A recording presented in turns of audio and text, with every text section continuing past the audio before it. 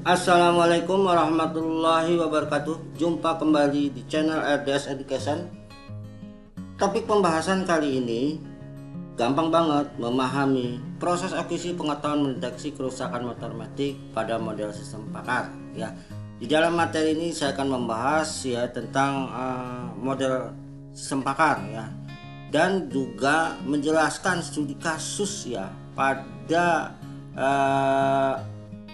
kerusakan motor metik, yaitu melalui proses akuisisi ya pengetahuan mendeteksi kerusakan motor metik ya. Mudah-mudahan materi yang saya sampaikan dari secara teoritis dan studi kasusnya dan langkah pemecahan masalah bisa dipahami ya dengan mudah ya, dan bisa menyusun ya langkah-langkah bagaimana kita membuat sebuah aplikasi sistem pakar yang baik dan benar ya. Ikutilah dan simaklah video pembelajaran ini dengan ya dengan serius, sehingga Anda bisa menangkap pesan-pesan yang saya sampaikan dan contoh kasus yang saya sampaikan. Baik, sebelum saya lanjutkan ya materi ini, jangan lupa untuk selalu memberikan dukungan, support, subscribe, like, dan notice belnya agar Anda selalu mendapatkan update video terbaru dari saya. Baik, saya lanjutkan untuk materinya. Unsur pengembangan sistem pakar ya. Ada 3 unsur penting dalam pengembangan sistem pakar. Ketika suatu sistem pakar akan dibangun, maka seorang pengembang software atau developer atau knowledge engineer bekerja sama dengan seorang pakar. Nah, ini pakar ya, bekerja sama dengan knowledge engineer ya. Di video pembelajaran saya pertemuan 122 sudah saya jelaskan ya bagaimana proses memindahkan dari seorang pakar dengan seorang knowledge engineer. Nah, pengembang akan melakukan serangkaian tanya jawab ya, atau istilahnya bisa tanya jawab atau melakukan ini wawancara ya, untuk mengumpulkan dasar-dasar pengetahuan atau knowledge base sang pakar. Nah, dasar-dasar pengetahuan ini kemudian dialihkan menjadi basis pengetahuan atau knowledge base ya, sistem pakar dalam bentuk fakta atau aturan. Nah, jadi di sini ya saya ceritakan kembali ya, bahwa seorang pakar di bidang apa? Di bidang apa saja kalau ingin dibangun sebuah aplikasi sistem ya. Misal pakar di bidang penyakit ya, penyakit kanker gitu ya. Nah, maka pakarnya adalah seorang dokter ahli. Maka seorang knowledge base atau knowledge engineer ini ya akan melakukan wawancara tanya jawab kepada seorang pakar dokter ahli ya kanker ini, menanyakan ya apa saja kondisi daripada penyakit tersebut, gejalanya apa-apa itu akan ditanyakan ya. Ya, dari gejala-gejala itu penyebabnya apa dan kira-kira solusinya, hasilnya itu bentuknya apa. Nah, itulah tugasnya seorang knowledge engineer ya. Kemudian dia mengalihkan menjadi basis pengetahuan atau knowledge base.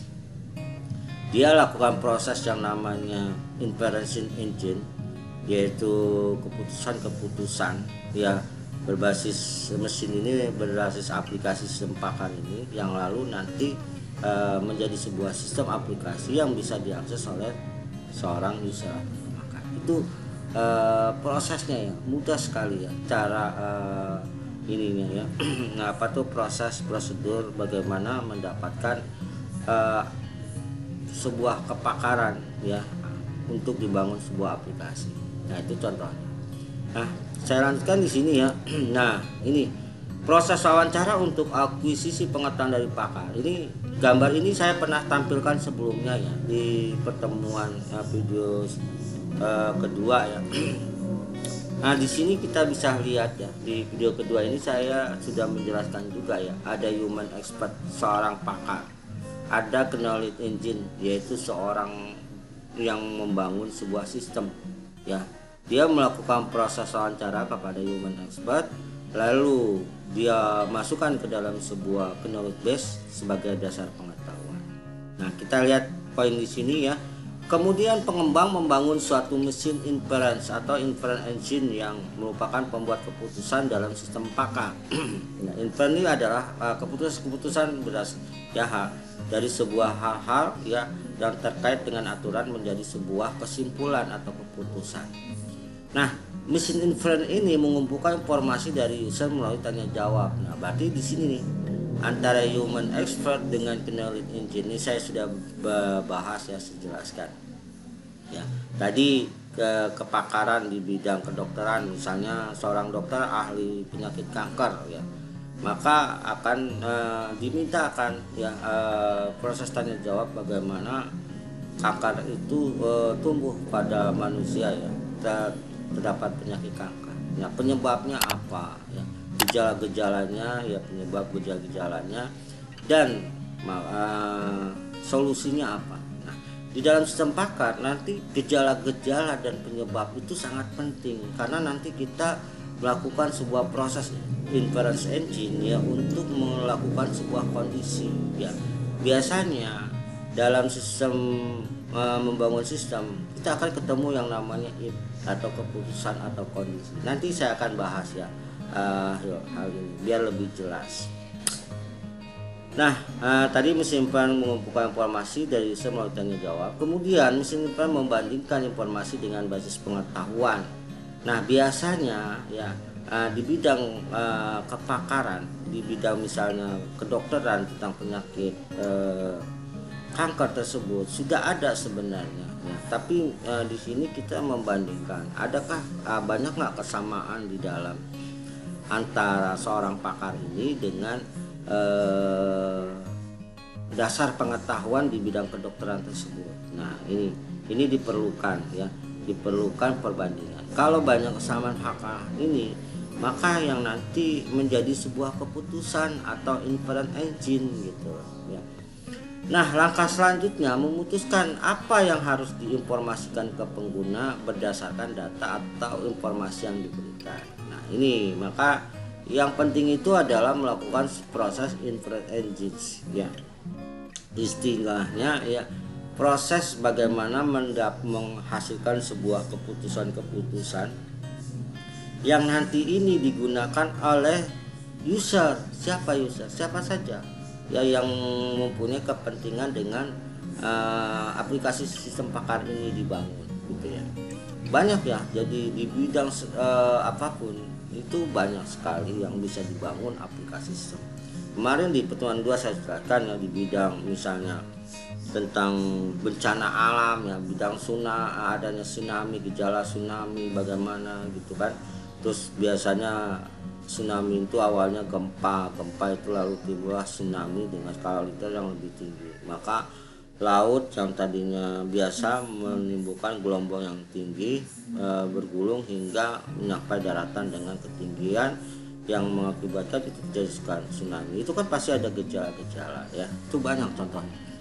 Nah, ketika seorang pengguna memerlukan informasi dari sistem pakar, maka mesin inference akan mengajukan serangkaian pertanyaan yang dijawab oleh pengguna melalui suatu user interface. Nah, di sini nih, apabila aplikasi sistem itu sudah jadi, ya maka user bisa melakukan pengajuan pertanyaan. Nah, contohnya seperti aplikasi yang kemarin saya sudah tampilkan di pertemuan kedua di video pembelajaran tentang sistem pakar. Ya, itu mendeteksi penyakit jagung gitu ya. Nah, itu jadi usernya siapa ya? Mungkin petani, yang dia itu punya perkebunan jagung. Banyak adanya penyakit yang pada jagung tersebut, sehingga bagaimana sih apa gejalanya, ada kesamaan, itu solusinya apa.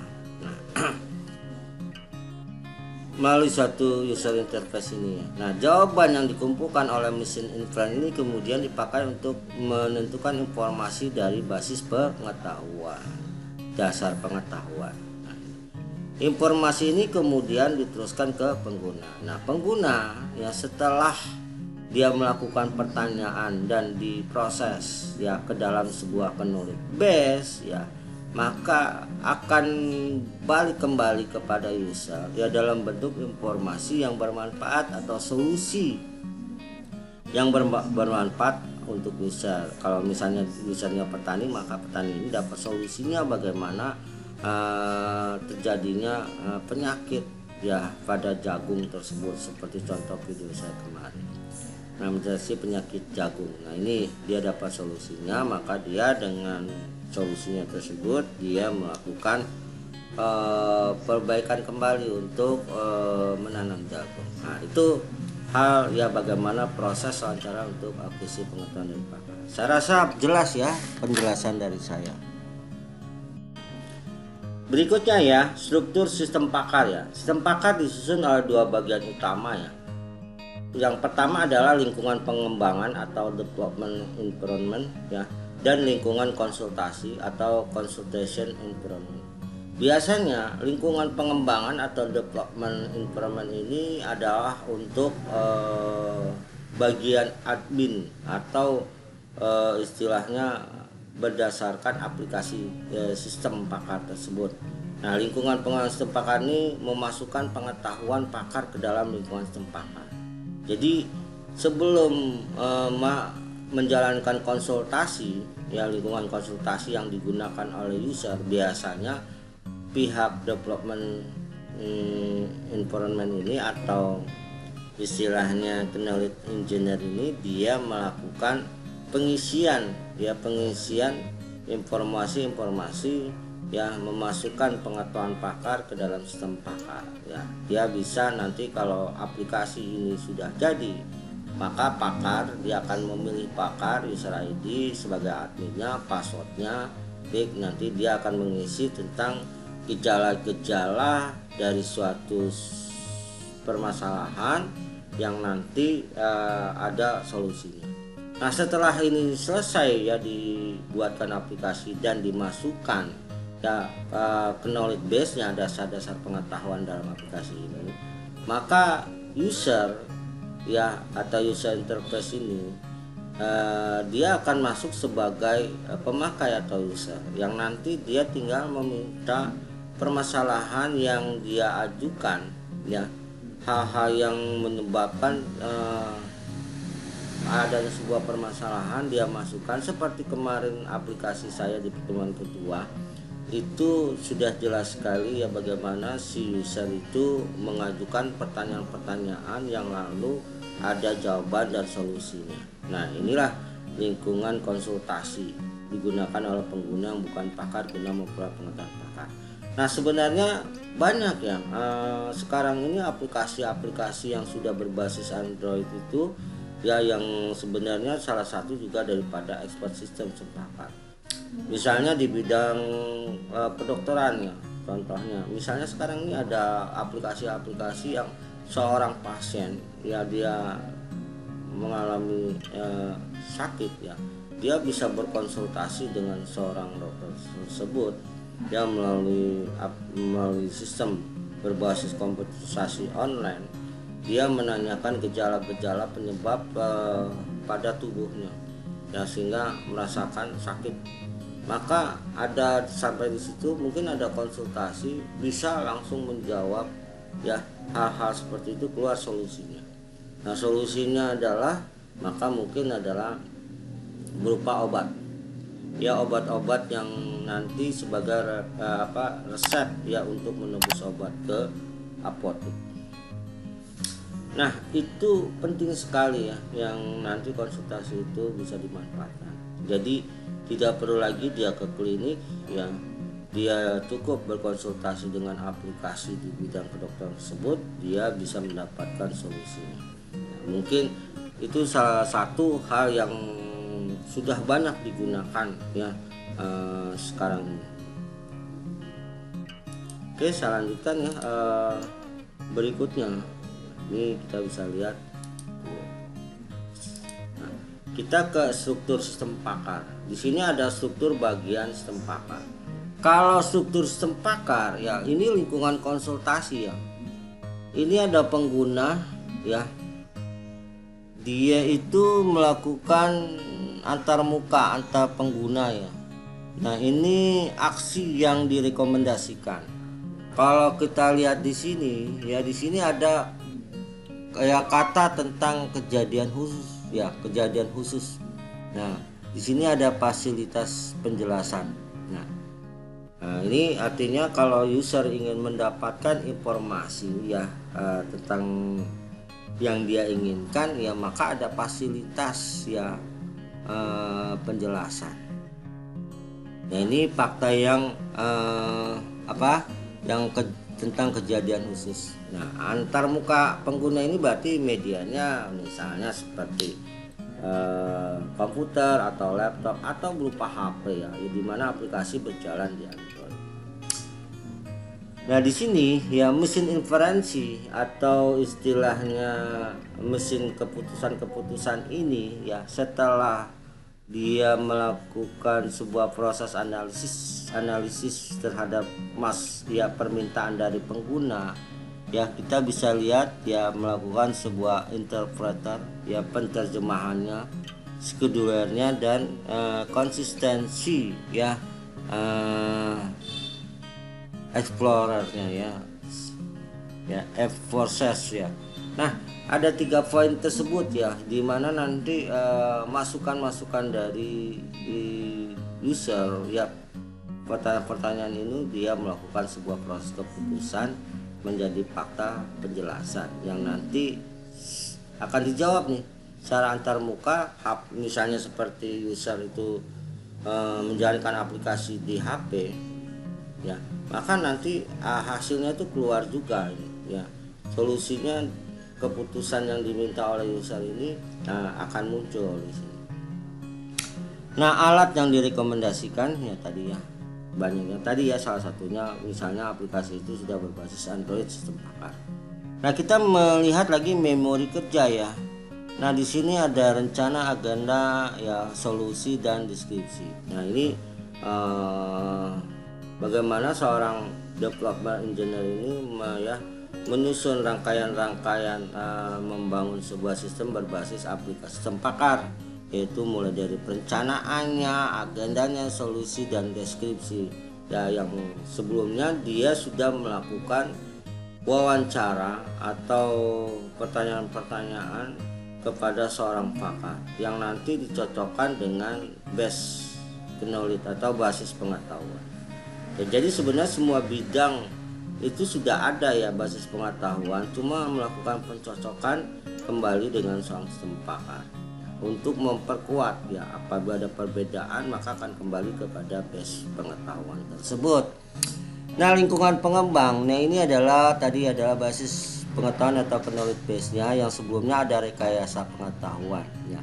Nah, ini rekayasa pengetahuan ya, proses melakukan tadi ya, membangun development ya sistem berbasis pakar tersebut, yaitu melalui pengetahuan tadi ya, pengetahuan akhir atau pakar.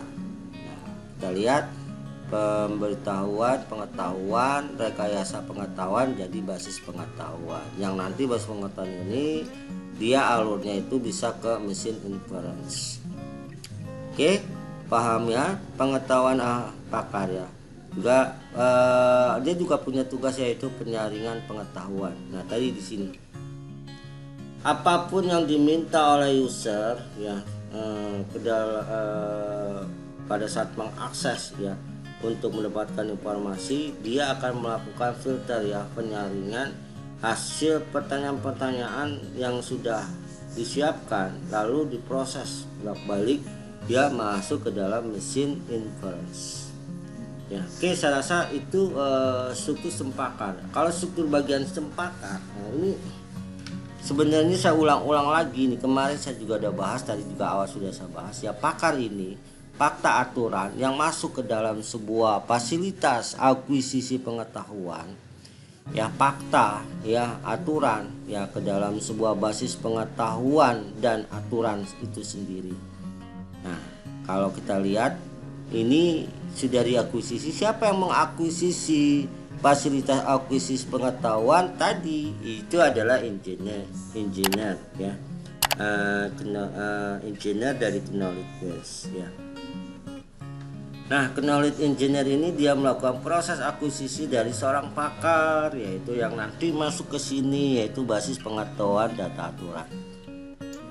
Nah, User tadi saya ulang lagi, dia melakukan proses permintaan akses informasi, bisa saja melalui fakta query, yaitu fakta berdasarkan instruksi langsung, atau konsultasi dan konsultasi dan pertimbangan. Nah, ini melalui mekanisme inferensi hasil dari sebuah proses keputusan. Kalau kita tarik lagi di sini, yaitu mesin inferensinya itu interpreter, yaitu menjelaskan hasil pertanyaan-tanyaan daripada seorang user pemakai. Nah, berikutnya schedule jadwalnya dan konsistensi ya, konsistensi daripada exposurnya ini ya. Nah, paham ya sampai sini. Nah, ini akses ya, maka seorang user interface mendapatkan hak atau bantuan ya, retin dan penjelasan lain ya. Fasilitas penjelasan sistem ya, fakta yang dikembalikan kepada fasilitas, yaitu belajar mandiri. Banyak nih aplikasi-aplikasi yang sudah diimplementasikan di segala bidang ya, seperti IT helpdesk gitu ya. Di bidang misalnya ya, sebuah perusahaan jasa konsultasi ya, bisa memberikan ya bantuan kepada sebuah perusahaan ya, pada saat perusahaan tersebut mengalami permasalahan ya di sistemnya, maka dia bisa berkonsultasi dengan perusahaan jasa konsultan ya. Ada proses ya timbal balik yang terjadi yang bisa jadi solusi ya buat si user tersebut ya. Ini banyak nih, misalnya perusahaan yang membangun sistem dan jaringan ya, yang dimana dia sebagai perusahaannya itu dengan vendor-vendornya, perusahaan-perusahaan ya apapun ya yang waktu membangun sistemnya dari perusahaan jasa konsultasi ini dan pengembangan sistemnya. Pada saat ada trouble, maka melalui IT helpdesk, sistem kepakarannya itu dia bisa berkonsultasi. Yang melalui jarak jauh dia bisa monitoring, dia bisa melakukan proses perbaikan dari jarak jauh ya, sampai dia memberikan solusi dan penanganan kepada pihak-pihak vendor tersebut. Ya, itu sudah diterapkan. Oke, saya lanjutkan ya untuk yang berikutnya. Baik, komponen sistem pakar ya. Pertama ini adalah fasilitas akuisisi pengetahuan. Nah, di sini saya akan jelaskan ya, setelah saya jelaskan teori ini dengan studi kasusnya ya. Bagaimana kita melakukan proses fasilitas akuisisi pengetahuan. Di slide sebelumnya saya sudah jelaskan ya bagaimana seorang knowledge engineer yang melakukan konsultasi ya, wawancara kepada pihak pakar yang dia dapatkan data, fakta dan aturan-aturan tersebut. Bagaimana prosesnya saya akan jelaskan dengan di kasusnya ya. Nah, tapi sebelumnya saya jelaskan dulu ya, itu mengenai proses akuisisi pengetahuan. Suatu proses mengumpulkan data-data pengetahuan tentang suatu masalah dari pakar. Bahan pengetahuan dapat diperoleh dengan berbagai cara ya, seperti dari buku, jurnal ilmiah, pakar di bidangnya, laporan, literatur dan sebagainya. Nah, ini ya, untuk referensi ya, referensi yang nanti kita ingin membangun sebuah aplikasi sempakar. Berikutnya, sumber pengetahuan tersebut dijadikan dokumentasi, dipelajari ya, diolah dan diorganisasi secara terstruktur menjadi basis pengetahuan atau knowledge base ya. Semua kemampuan menjadi hal yang mutlak diperlukan oleh seorang pengembangan sistem ya. Nah, contoh akuisisi pengetahuan adalah diagnosa kerusakan mesin sepeda motor yang patah, yang dimulai dengan mengumpulkan data tentang macam-macam kerusakan, penyebab kerusakan, ciri kerusakan, solusi kerusakan. Nah, data tentang kerusakan mesin ini dapat diperoleh langsung dari pakar di bidangnya ataupun dari buku yang ada di pasaran. Oke, saya jelaskan studi kasusnya ya, bagaimana kita melakukan sebuah proses akuisisi pengetahuan.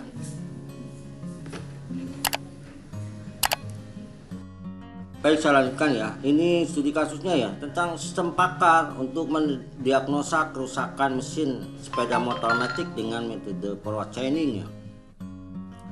Nah, kalau lihat di sini ya, ini adalah sebagai suatu proses akuisisi pengetahuan. Tadi sudah saya jelaskan dari seorang pakar ya, proses akuisisi oleh seorang engineer ya, knowledge engineering ya. Dia melakukan proses akuisisi dari seorang pakar yang nanti masuk diproses ke dalam sebuah knowledge base ya.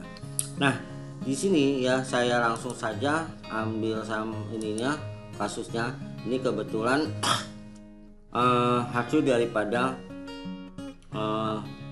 skripsi yang sudah jadi ya. Dulu ini masa bimbingan saya ambil sampelnya saja langsung ya, kita ke proses wawancara. Nah ya, di sini pada tahap ini ya, metode pengumpulan datanya dengan menggunakan kuesioner ya. Dan berikut adalah tabel skor pertanyaan yang didapat dari 3 pakar ya, di mana pakar 1 adalah Ahmad Supeno, pakar 2 Rudi Hartanto, pakar 3 adalah Japar ya. Dengan keterangan jawabannya, kalau seorang pakar menjawab 0 berarti tidak setuju ya, kalau 1 setuju. Jadi kita mengambil 3 orang pakar ya, yang kita lakukan proses akuisisi. Yang sebelumnya kita mengambil standar pada knowledge base ya, yang sebenarnya tentang motor matic itu gejala-gejala itu sudah ada ya. Secara aturan umumnya sudah ada. Misalnya perusahaan pabrik pembuat motor itu tahu kalau misalnya ada kerusakan apa, itu standar umumnya sudah ada. Tapi kita ingin menjustifikasi keabsahannya berdasarkan pengalaman pakar ya, seperti Ahmad Supeno, Rudi Hartanto, dan Japar. Nah, kenapa mereka dipakar? Nah, ini kebetulan riset di sebuah bengkel motor ya. Di sini kalau Anda lihat ya, ini pakar pertama Ahmad Supeno sebagai pemilik bengkel CP Sejahtera Motor Abadi. Dia berkemampuan berkecimpung di bidang otomotif kurang lebih 8 tahun. Dia berasal dari Jogja ya. Saya rasa itu pengalaman cukup menjadi seorang pakar yang memahami tentang motor ya. Yang kedua adalah Rudi Hartanto ya, sebagai kepala bengkel ya. Dia berkecimpung di dunia otomotif lebih lama dari Ahmad Supeno pemiliknya. Dia mempunyai keahlian dan pengalamannya. Nah, kita anggap dia adalah seorang pakar yang benar-benar pakar mengetahui tentang mekanik motor. Yang ketiga adalah Japar ya, jabatannya sebagai kepala mekanik ya, berasal dari Jakarta, yang pernah bekerja di satu perusahaan otomotif yang mungkin otomotif terbesar ya di dan beberapa bengkel lainnya di daerah Bekasi ini misalnya. Oke, jadi begini, dalam proses akuisisi tadi ya, kita melakukan proses wawancara pakar, tapi dengan cara kita menggunakan kuesioner, yaitu mengasih bentuk kuesioner yang nanti dijawab oleh 3 orang pakar tersebut. Nah, bagaimana membuat kuesionernya? Pastikan kita sudah tahu ya, bahwa standar umum tadi saya sudah jelaskan bahwa motor kerusakan ya apapun itu pasti standar umumnya sudah ada di pabrikannya, udah tahu ya gejala motor. Itu kita tinggal buatkan tabelnya, bentuk pertanyaannya, dan kita minta 3 orang pakar ini menjawab setuju atau tidak kerusakan ini gejalanya ini. Nah, saya kasih tampilkan bentuk tabelnya. Nah, tabel hasil wawancara ya, ini penyebab kerusakan motor matic: 1 busi, 2 klep ya. Kita lihat lagi, ada ignition coil, ada CDI, ada spring aki, ada akinya sendiri ya, spring akinya sendiri. 4 komponen dinamo starter ya, kerusakan tum motor nanti. Terus ada noken AS, ada plato klep ya, otomatis tensioner ya. Sampai dengan di sini ya sudah didapatkan sampai jenisnya itu sampai dengan injektor ya. Jadi ada 24 ya gejala kerusakan motor matic. Nah, didapat dari mana? Maka tadi saya bilang ya, seorang engineer ya, seorang engineer atau seorang sistem analis lah ya, dia itu sudah mengambil standar umum ya tentang motor. Itu udah ada ya informasi tersebut, cuma dia pengen tahu keabsahan ini sesuai dengan pengalaman dari pakar tersebut. Paham maksudnya ya? Nah, bentuk tabelnya ada seperti ini.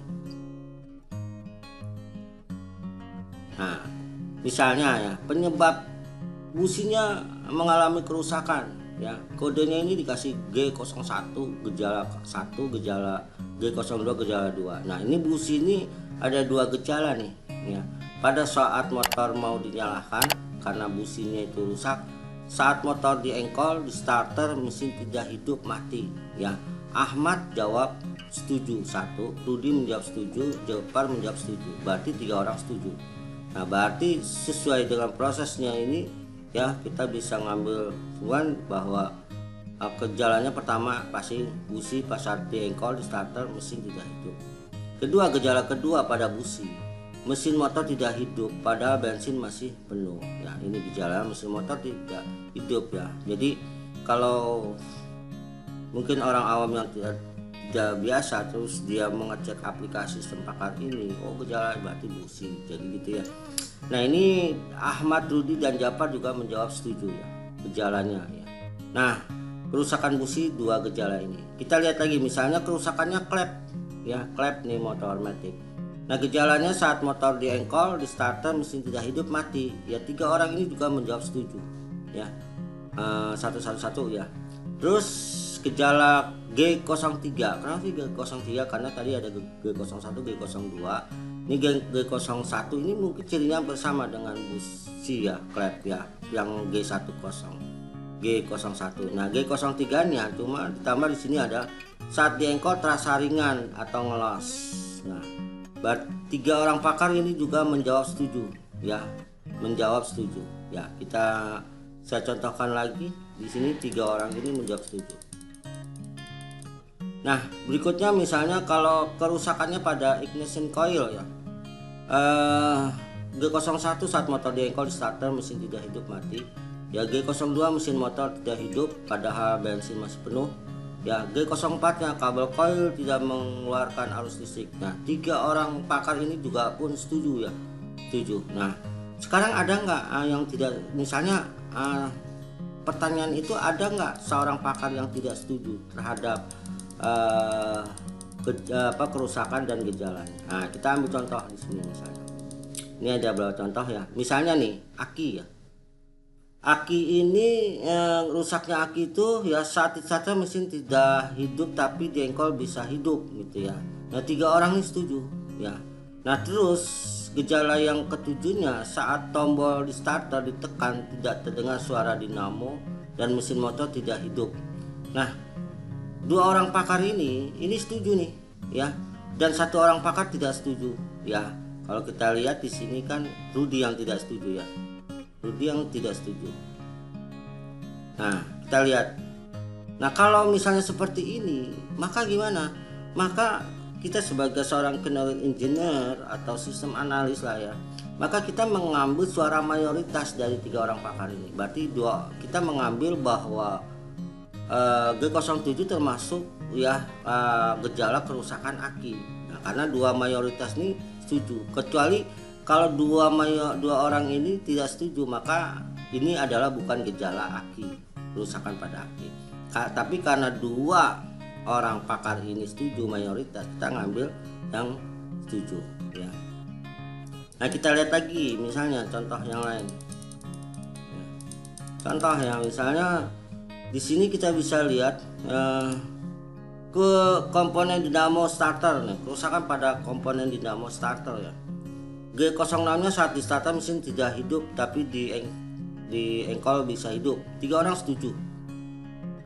Gejala yang ketujuhnya saat tombol starter ditekan tidak terdengar suara dinamo dan mesin motor tidak hidup. 2 orang.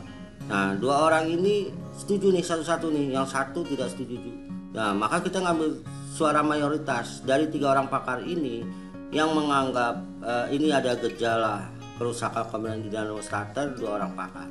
Nah, maka ya kita ngambil suara mayoritas. Nah, gitu. Nah, terus kalau ada pertanyaan, batasan pakar tuh berapa? Nah, minimal pakar itu 3 orang ya, minimal 3 orang.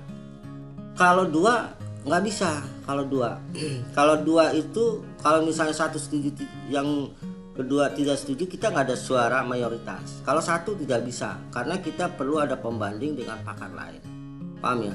Jadi pakar ini kalau misalnya dalam riset ini minimal 3 pakar.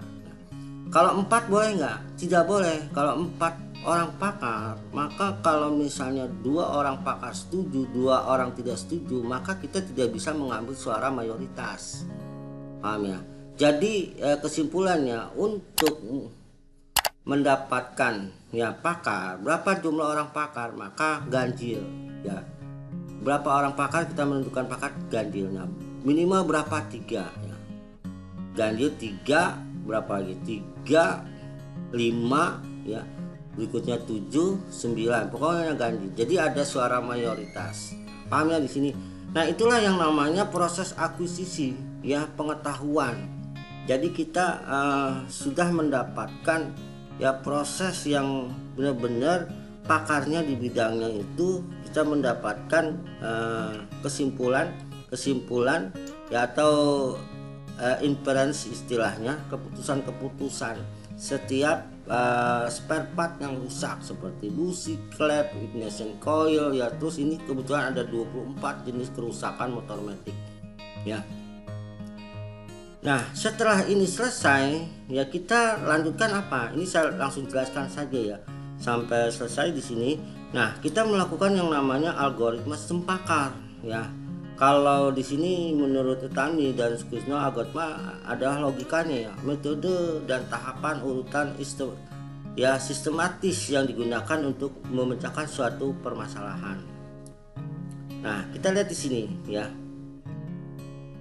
Nah, di sini algoritma sistem pakar yang digunakan diagnosis kerusakan motor matic dengan flowchart ya. Nah, ini rancangan flowchartnya, biar flowchart ini membantu ya untuk menjelaskan secara logika dari kondisi mendeteksi gejala kerusakan motor matic. Nah, awal start tampilkan pilihan gejala, pilih gejala tadi prosesnya. Jika gejala sama dengan basis pengetahuan. Nah, basis pengetahuannya tadi saya ingatkan lagi, basis pengetahuan itu berarti seorang knowledge engineering atau seorang sistem analis itu sudah punya prosedur tentang tentang kerusakan motor matic, standarnya pabrik sudah ada gejala ini. Tapi proses yang akuisisi kita perlu konfirmasi dari pakar. Nah, pakar itu adalah orang yang memang sehari-hari ya punya pengalaman selalu berhubungan dengan dengan objek tersebut. Contohnya adalah motor matic. Nah, itu benar nggak kenyataan prosedur standar yang ada di pabrik tentang kerusakan motor dengan pengalaman si pakar. Nah, itu namanya istilahnya adalah proses akuisisi pengetahuan, di mana gejala itu sama nggak dengan basis pengetahuan. Paham ya sampai di sini? Mudah-mudahan paham. Nah, gejalanya ini jika iya ya, jika gejala sama dengan basis pengetahuan, maka tampilkan hasil ya, tampilkan hasil diagnosis ya, dan N penting gitu ya. Kalau ini, kalau dia tidak sama dengan, dia akan balik nih mesin ini kurangnya, dia akan balik lagi. Oke. Nah, berikutnya kita lihat di sini. Nah, basis pengetahuan itu merupakan inti program dari sistem pakar ya, di mana basis pengolahan ini merupakan representasi pengetahuan atau knowledge representasi ya. Nah, fakta aturan disimpan dalam bentuk database ya, berisi rangkaian informasi tentang status masalah yang sudah dipecah-pecah. Oke, saya langsung aja masuk di sini ya tentang ininya. Nah, kita akan buatkan tabel pakarnya ya. Berdasarkan uraian di atas ya, maka diperoleh hasil pengetahuan tentang tabel pakar diagnosa kerusakan mesin motor matic. Nah, di sini, nah ini dia. Langkah berikutnya kita itu membuat yang namanya adalah tabel pakar. Nah, tabel pakar dari mana tadi ini? Ini kan K01 itu tadi adalah busi. Nah, kita tandakan gejalanya itu, gejala kerusakan motor matic itu ya, kalau saya tanda gedekan di sini ya. Nah, gejalanya itu kan berarti dari G01 sampai dengan G026 ya kan. Ini sudah catat, kita lihat di sini ya gejalanya itu ya. Nah, ini kan gejala itu sampai 26 ya. Nah, jadi ya kerusakan. Nah, kita bikin tabel pakar.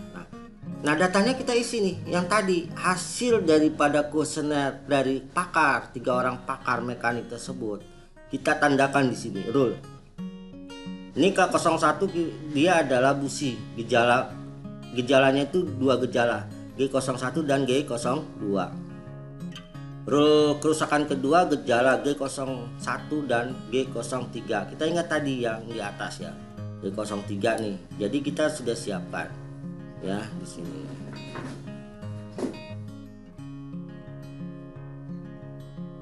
Nah ya, yaitu saat jengkol terasa ringan. Ini udah standar menurut base pengetahuannya sudah ada ya.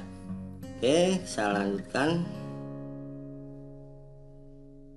Ya, kita lanjutkan di sini ya tabel pakarnya. Jadi gitu ya, diisi terus kita bisa lihat kita sudah bikin tabel pakarnya nih. Kelihatan di sini tabel pakarnya. Nah, ini tadi kerusakannya itu kan kerusakan motor matic itu ada berapa jenis kerusakan? Sampai 24 ya, sedangkan gejalanya sampai 26. Oke, paham sampai di sini ya. Nah, ini adalah tabel gejala kerusakan. Kita lihat di sini lagi ya. Kita lanjutkan kemana? Nah, di sini adalah rule. Nah, yang berikutnya langkahnya adalah rule pada pakar atau aturan-aturan pada pakar. Saya singkat aja di sini ya. Dari data yang kita diagnosa kerusakan motor matic yang sudah dijawab oleh pakar-pakar ya, sehingga penjelasan masalah untuk melakukan diagnosa mendapatkan solusi yang baik dari beberapa penjawab kerusakan ya, maka dibuatlah aturan rule-nya. Nah, inilah ketemu yang namanya if ya. Kita kondisikan di sini ya. Nah, dari mana ini penjelasannya? Nah, ini berikut adalah aturan pada sistem pakar diagnosa kerusakan mesin sepeda motor matic dengan menggunakan, nah ini metode forward chaining ya. Nah, ada sebenarnya istilahnya penelusuran ya, maju, istilahnya forward chaining, ada penelusuran mundur atau backward chaining. Nah, kita lihat di sini ya. Aturan pertama tadi, jika saat motor di-engkol di starter mesin tidak hidup, mati, dan mesin motor tidak bisa hidup pada bensin masih penuh, maka kerusakannya pada busi. Nah, kita bikin yang namanya aturan rule ya dalam bentuk algoritma. If jika motor di-engkol di starter mesin tidak hidup, mati, dan mesin motor tidak bisa hidup pada bensin masih penuh, maka kerusakan pada busi ya. Nah, kita bisa lihat tuh kan, kita sudah bikin. Nah, aturan kedua kita bisa lihat lagi di sini.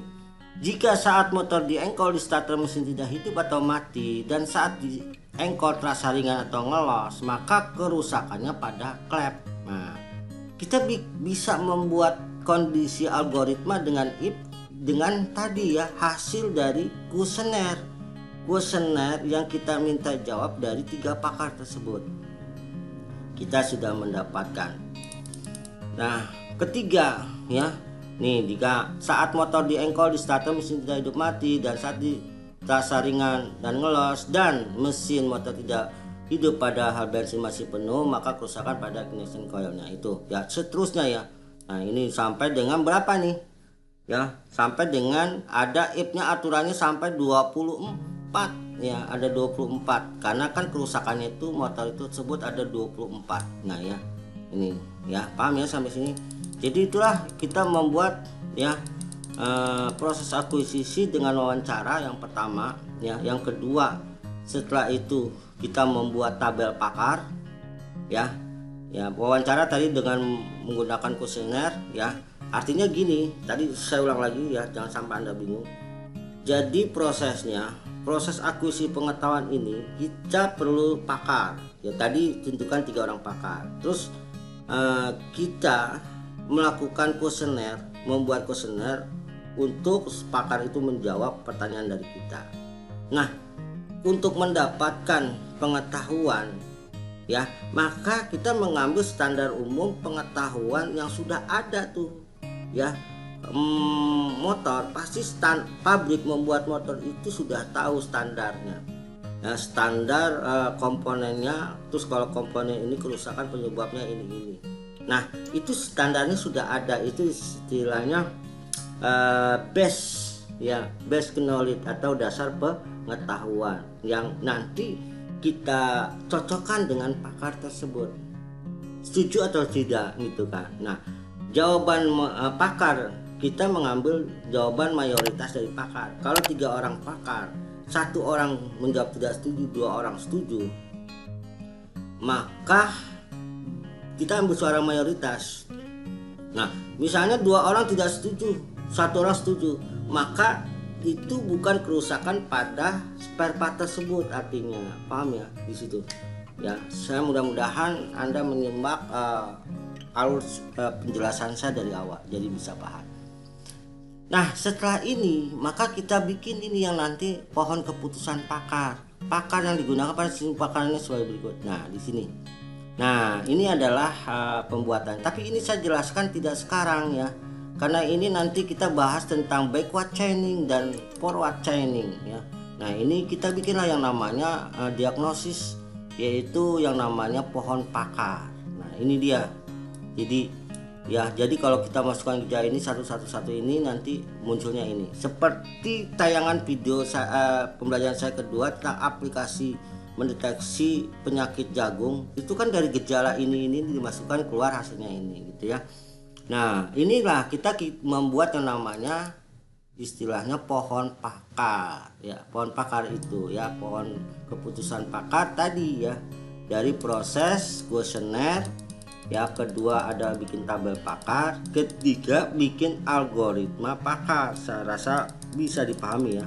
Jadi membuat algoritma pakar itu dari tabel pakar. Nah, setelah ini kita bikin yang namanya pohon keputusan pakar. Nah seperti ini, tapi saya akan jelaskan nanti ya di materi berikutnya ya. Ini kita bisa lihat, nah bisa gini ya, K01 gangguan pada busi, gejalanya ya saat motor diengkol, starter tidak hidup, gejala ada 2 ya, G02 mesin motor tidak hidup pada saat bernyala.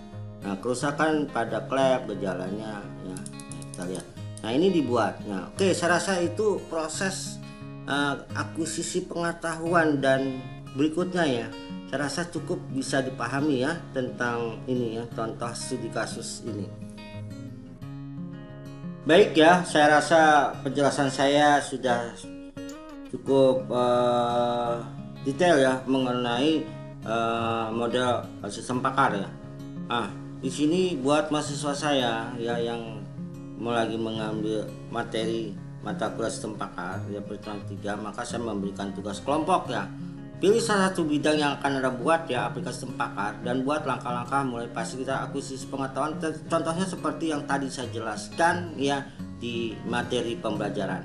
Basis pengetahuan dan basis aturan ya, mekanisme inferensi buat tahapan analisa secara detail, kerjakan Word ya, kemudian kumpulkan di mail usaha. Ini tidak hari ini, tapi waktunya saya kasih 1 minggu ya. Nah, tidak hari ini. Oke, saya rasa itu saja materi sistem pakar ya pada pertemuan ketiga. Sebelumnya saya mengucapkan terima kasih Anda sudah menyimak ya pembahasan ini ya. Dan sebelumnya saya ucapkan ya terima kasih yang telah memberikan subscribe, like dan komennya ya. Mudah-mudahan ini menjadi channel yang bermanfaat untuk semua.